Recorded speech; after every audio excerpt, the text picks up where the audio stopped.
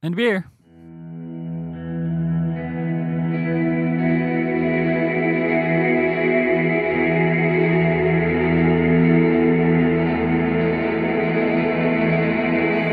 Food waste is everybody's problem. But beer is awesome.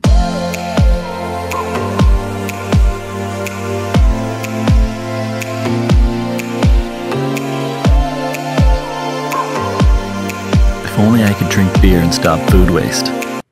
You can. Check it out. It's Oliver Ward here. I'm going downtown today to meet up with a buddy to talk about a really cool project.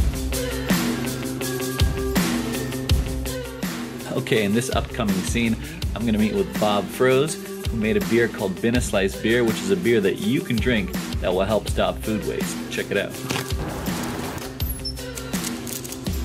Where'd the idea come from? Sure.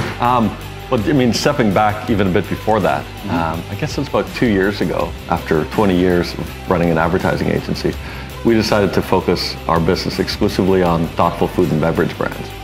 So as a story, using bread to make beer and then donating the profits back to Second Harvest, who then rescues fresh or soon to be expired food and gives it to people who need it. That was sort of the the perfect circle. Cheers. I actually love it. I am outside the Common Good Brewery, and I'm going to go inside and talk to Jamie Mystery. He's the brewmaster here, and he's going to tell me how he's taken stale bread and turning it into beer, something that I think we've all wished we could do, so come check it out. You literally come here and you like shaking the bread stuff. Yeah. Cool. So clarity is important for us. If it gets too muddy, it can impart some bad flavors, astringency, which are not desirable flavors when you're drinking the beer. This has been probably the most difficult beer I've had, to brew. So how many trials have you gone through? We did 4. Yeah. First 2 where I didn't even want to present to them. They were really bad. Just keeping that bread flavor and the beer flavor up has been very difficult. The bread just makes the beer so thick and viscous. To show you how the beer is made is a whole nother video, but to show you why the beer is made, I went to Second Harvest. Early morning, sun's coming up, and we're going to Second Harvest. I'm going to talk with Nikkel, who is the CEO of the Second Harvest. Let's go. Is there anyone else in the city like Second Harvest? No, we're unique. We're unique in Canada, actually. We are Canada's largest food rescue organization. And what makes us unique is we focus on perishable food because those are the types of foods low-income people have the hardest time accessing. So there is more than enough food in the world to feed everybody. We have bad systems in place so that it's not getting to everybody. So we're working on a research project to find out across Canada's supply chain, where is it, and how do we access it? And also, how do we prevent it? To help me learn more, Second Harvest invited me to take a ride along with one of their drivers and my new best friend, Santiago. Let's go. And I came from South America, and we don't throw food to the garbage. So Santiago and I, this is our first stop, and we're dropping off food to these 2 shelters here.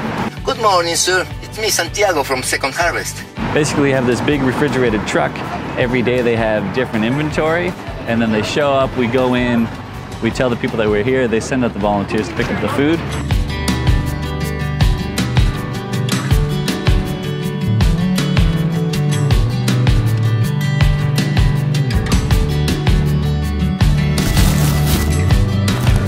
Santiago's been telling me all day, it's a feel-good job. He used to work a few different trucking routes. Says he likes this one the best because it makes him feel good about what he's doing. And I can understand why, because every stop along the way, every person that we've met has been nothing but smiles and happy. One of the chefs told me that without Second Harvest, their organization couldn't function. But I know in this route at 2 places, if you don't bring food, those guys are gonna be in trouble next day. Basically 90% of our food comes from Second Harvest. There's obviously a lot of hunger in the city, and Second Harvest provides a relief for that. It's these guys, they take 600 pounds. So when you think about that, think about how valuable that this service is and how much people depend on it. It's 100% something that we should all support. Where is the bread coming from at this point? So the bread is coming from a wonderful bakery on College Street, Prairie Boy Bread at McPherson. You know, wonderful, wonderful neighborhood business that's sort of growing quite quickly because of the quality of their bread, the quality of their baking, and because, you know, they're just the kind of company that people are gravitating towards these days. Owner-operated, hardworking, you know, caring about its employees, like exactly the kind of thoughtful brands that we said we wanted to work with.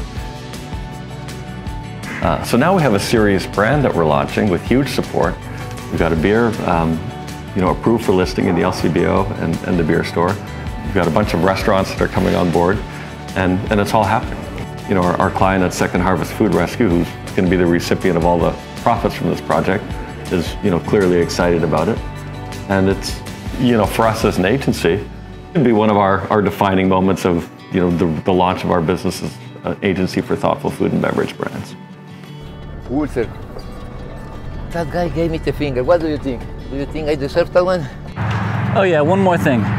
Santiago told me that people generally give him the finger when they see him parked in the bike lane. From now on, when you see a Second Harvest truck parked in a bike lane, give the driver a big 2 thumbs up because he's doing an incredible thing for the city of Toronto.